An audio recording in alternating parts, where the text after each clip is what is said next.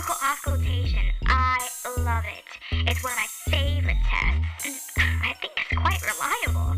And, it's all we have. Hold on, wait a minute, gotta process all your reasons. Looking through these studies, I can feel your side weaken. Forget this kind of measure, send an MBS ASAP. You say that it's effective, so I say let's look into that. Cause really, if you read Leslie, it works with group consensus, but for one, does it work clearly? You say swallows have just two sounds, and I'm not here to play around, and we differ in our perspectives, and this test is still subjective. Pass or fail with these conditions. What are we? Just technicians? You say it's a great tool, what clues does it really give? I did not do all this school to work with false positives. Just because it was done doesn't mean that it should. Just because someone did it doesn't mean that I would. I don't care if I can hear all the clicks and pops you hear. The clicks and pops you hear.